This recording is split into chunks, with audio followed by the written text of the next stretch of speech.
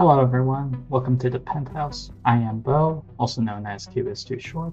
And if you missed the Celestial stream and couldn't tell by the trophy, I won the Dallas Open 2025.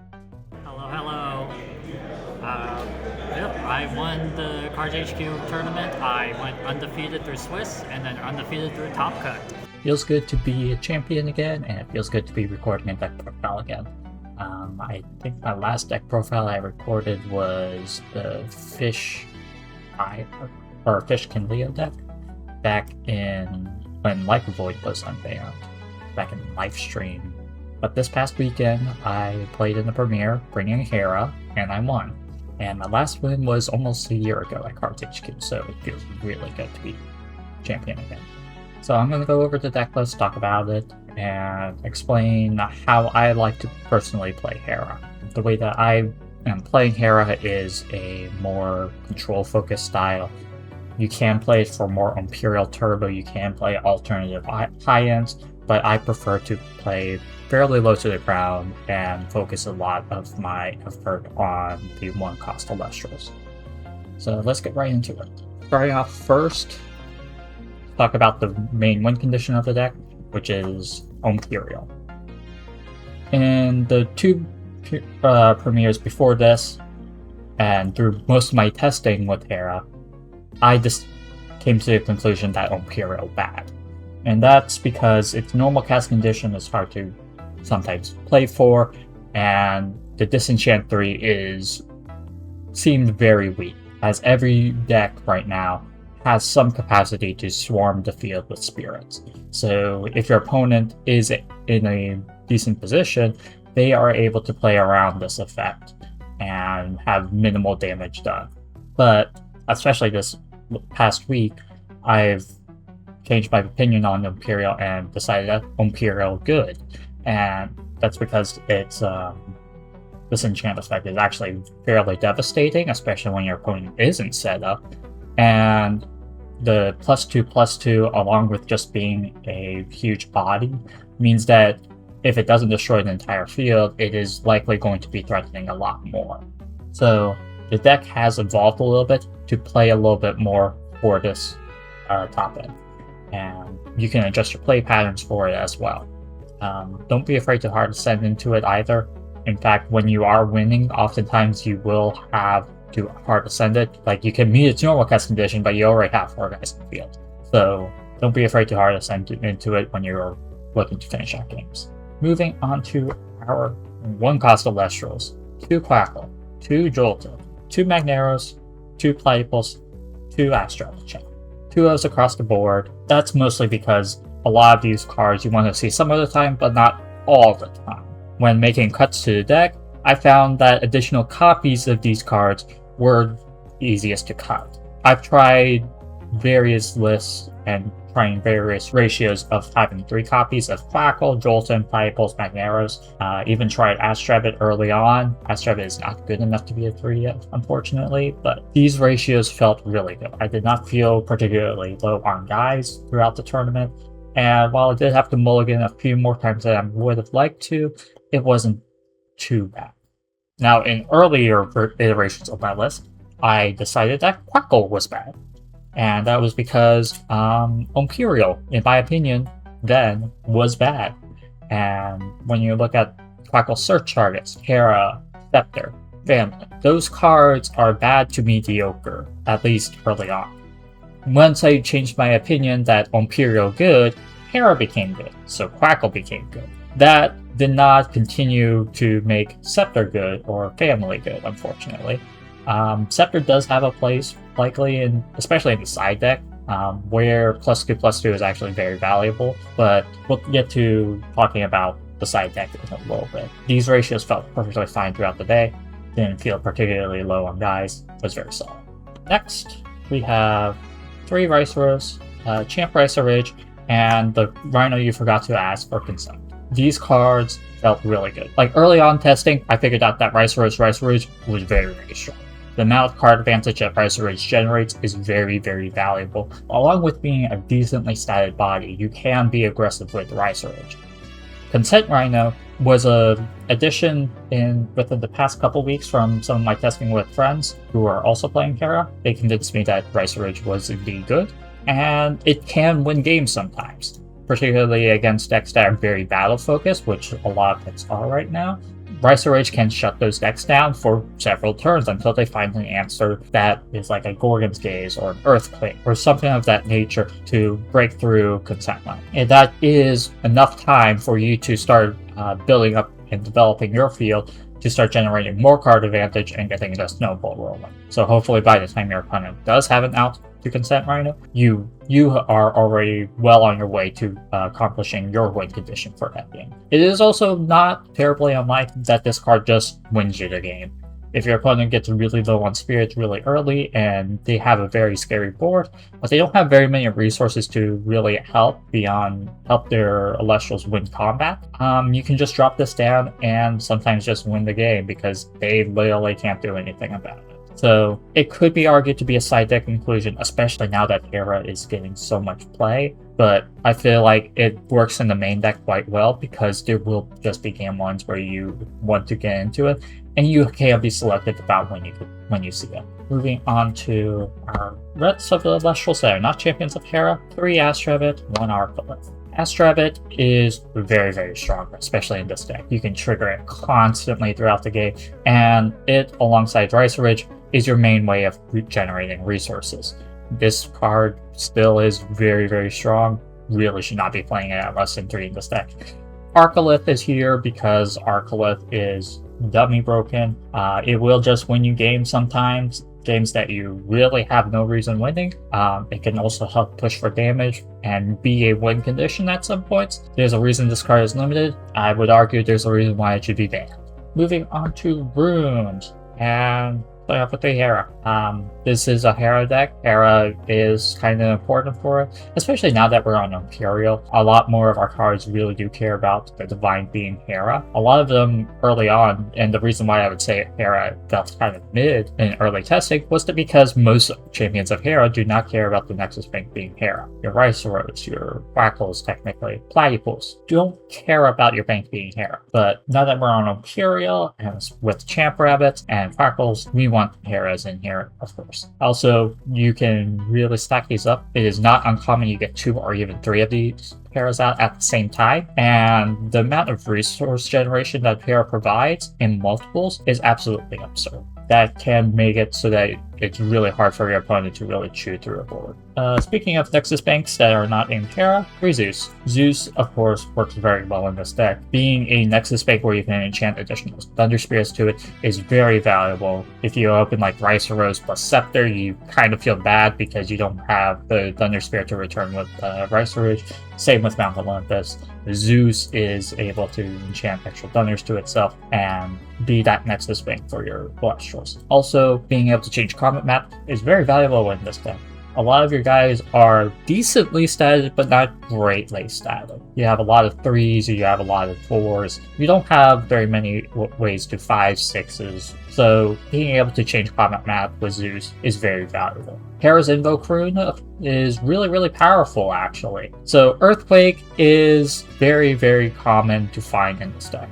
You are constantly digging through your deck with Astrabit and Rice Ridge, so you will more often than not find the one of Earthquake. And that's why I kind of say that it is Hera's dedicated Invoke Rune. And it would be a mistake to not play this, as this card will help you just win games when your opponent commits too much to a field, or you need to really out something that is threatening your field, or to even push through for damage. This card is very common to see and very powerful whenever you see it. Moving on to counter runes: 3 Gorgon's Gaze, don't leave home without it, 3 Shield of Achilles, 2 PTA, 2 Altar, 2 Tsunami. Counter rune lineup felt perfectly fine. 3 Gaze, of course, mandatory in every format currently. 3 Shield of Achilles feels like the best counter rune to be playing at 3 in the main deck in this current format. A lot of cards, or a lot of decks, play for Ascensions, they play for artifacts on their guides. You can get a lot of value from Shield. PTA, of course, still very, very strong. Being more additional pieces of removal is very valuable for this deck. And then Altar, being able to trigger rabbits is very valuable. You almost always have a Nexus Bank for it, so it's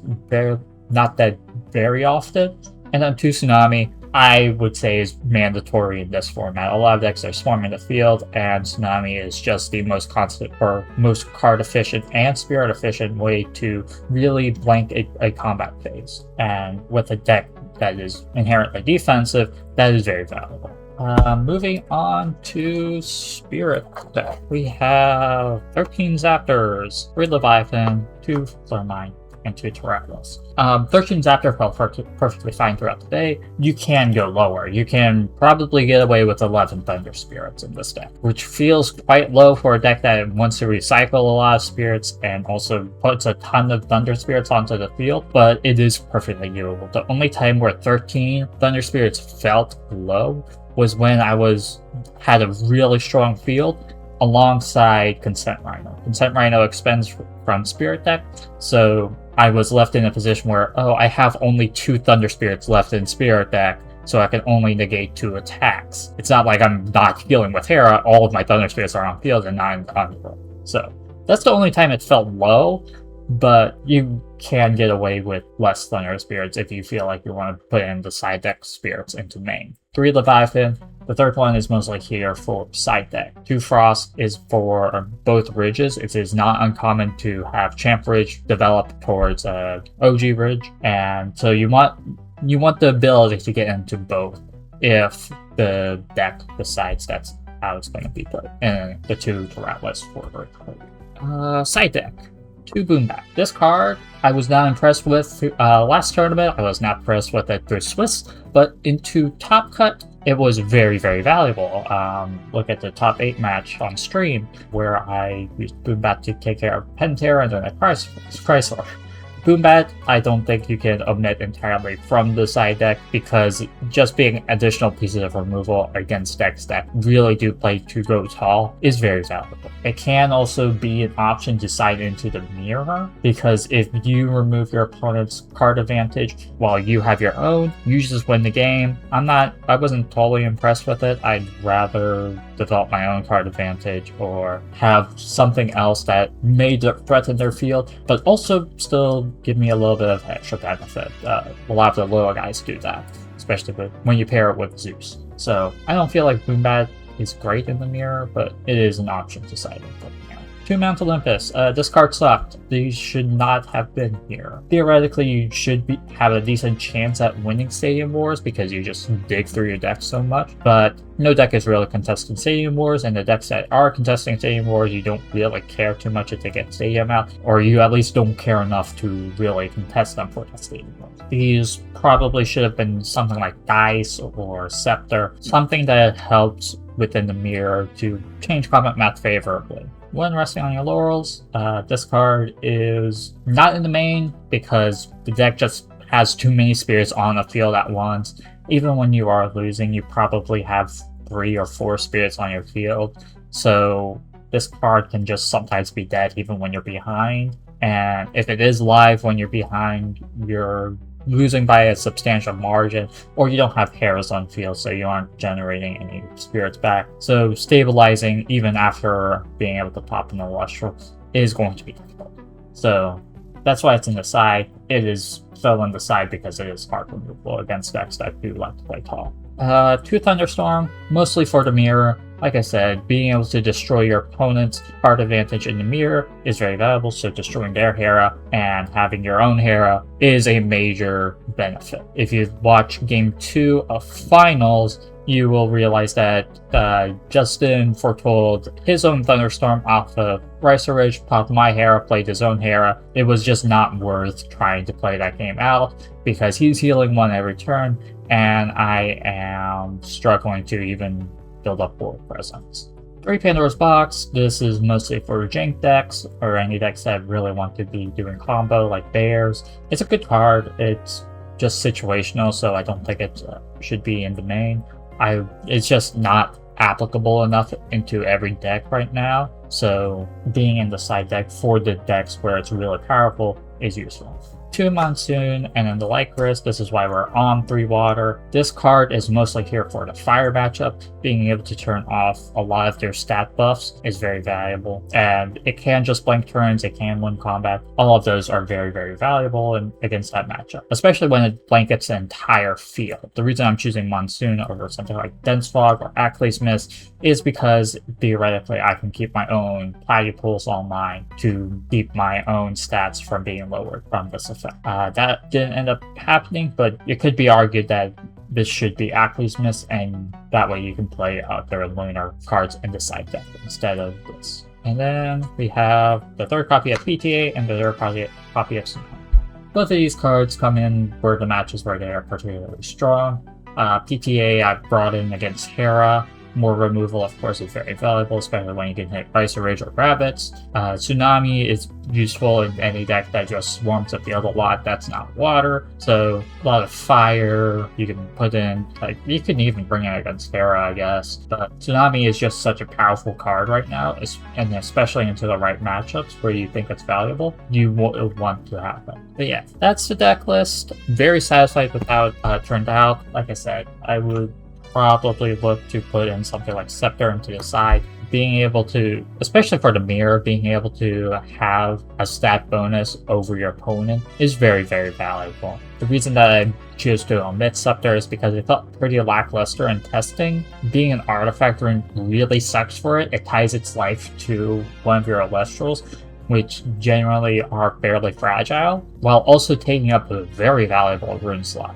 It is not uncommon for you to have 2 Heras on field alongside the Scepter, so you only have 1 spot for a counter rune, which is hard to manage and feels uncomfortable. Regardless, it is very, very strong in mirror. Same thing can be said about Dice. Dice also provides a +2/+2 buff. I did have it in earlier iterations of the deck, and theoretically it's very good because it is just a spirit sink for you. You can use your Hera to heal every single turn, and you will always have Dice when you find it to just dump spirits into and get value from. It is also a counter rune that you can rely on having throughout most of the game once you find it, meaning that there won't be any counter rune droughts, which are not necessarily uncommon with the deck. Those are the considerations for the side deck. Do have this pile of other cards that I have access to, but they were omitted for one reason or another, and I don't feel like any of them were particularly necessary,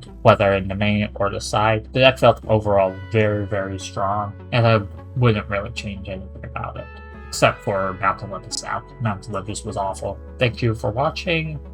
Make sure to like and subscribe to the channel. I'll probably also toss down my Metafy in the description. If you are interested in coaching, I will do an hour session for you for $10. Go ahead and take a look at my Metafy if you're interested. Thank you. Bye-bye.